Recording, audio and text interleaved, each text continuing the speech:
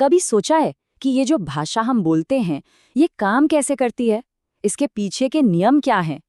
आज हम बात करेंगे एक ऐसे शख्स की जिन्होंने 2500 साल पहले भाषा के इस पूरे कोड को ही क्रैक कर लिया था।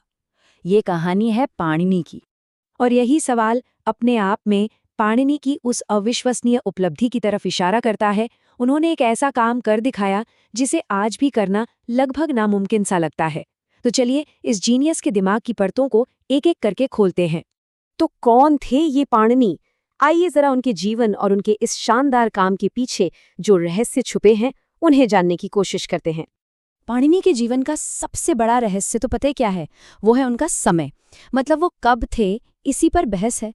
कुछ स्कॉलर्स कहते हैं कि वो बुद्ध के ज़माने के थे, तो कुछ मानते हैं कि वो सिकंदर के भारत आने से ठीक पहले थे।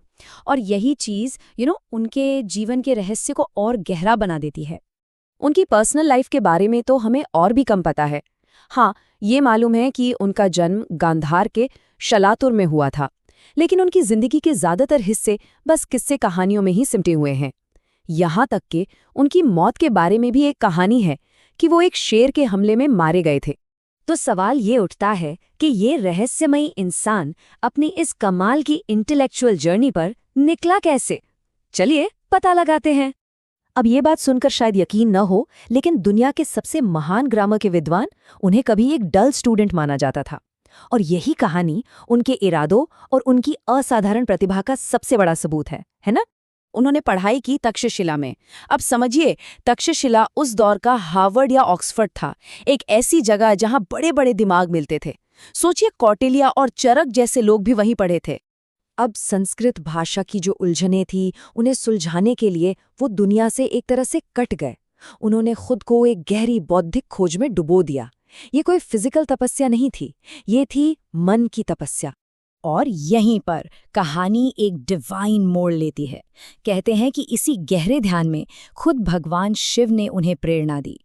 उन्होंने अपने डमरू की ताल से ग्रामर के वो रहस्य खोले जो बाद में शिव सूत्र के नाम से जाने गए। तो इस डिवाइन इंस्पिरेशन के साथ पाणिनि ने अपना सबसे बड़ा काम तैयार किया। देखिए, ये सिर्फ रूल्स की एक किताब नहीं थी, ये तो एक पावरफुल लैंग्वेज मशीन थी। एक ऐसी मशीन जो ग्रामर के हिसाब से अनगिनत सही वाक्य बना सकती थी। 3959 सिर्फ इतने से नियम, मतलब इतने से सूत्र, और इन्हीं का इस्तेमाल करके पाणिनि ने पूरी की पूरी संस्कृत भाषा का एक ब्लूप्रिंट तैयार कर दिया। सोच कर देखिए, कितनी कमाल की प्रिसिजन होगी।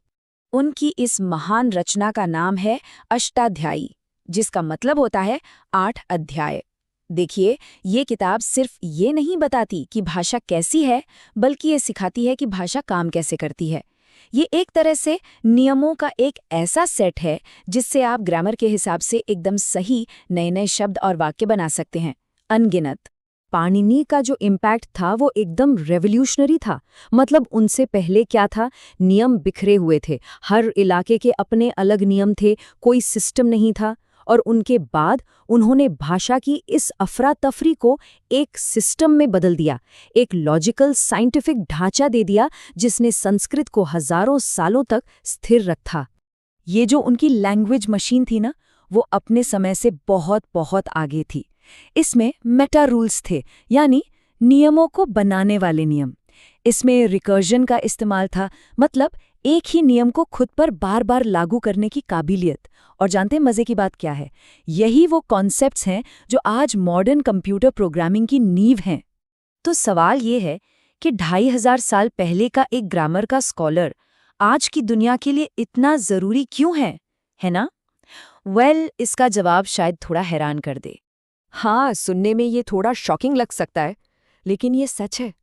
पाणिनि के काम ने भले ही अनजाने में मॉडर्न कंप्यूटिंग की नींव रखी थी। तो ये कनेक्शन बनता कैसे है? समझिए, बहुत सिंपल है।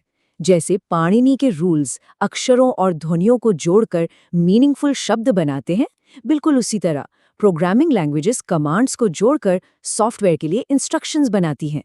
लॉजिक एकदम सेम है। और कमाल की बात यह है कि आज भी प्रोग्रामर्स ठीक पाणिनि के नियमों जैसे ही स्ट्रक्चर का इस्तेमाल करते हैं, कंप्यूटर को ये सिखाने के लिए कि कैसे बोलना है और कैसे समझना है। तो ये एक सीधी अटूट कड़ी है। प्राचीन ज्ञान और मॉडर्न टेक्नोलॉजी के बीच। पाणिनि की कहानी हमें एक बहुत जरूरी बात याद दिलाती है कि महान विचार, जो ग्रेट आइडियाज होते हैं, वो समय की सीमाओं में नहीं बनते। ये हमें सोचने पर मजबूर करती है कि हमारे प्राचीन ज्ञान में और न जाने क्या-क्या छिपा है, जिसे हमें फिर से खोजना बाकी है ना?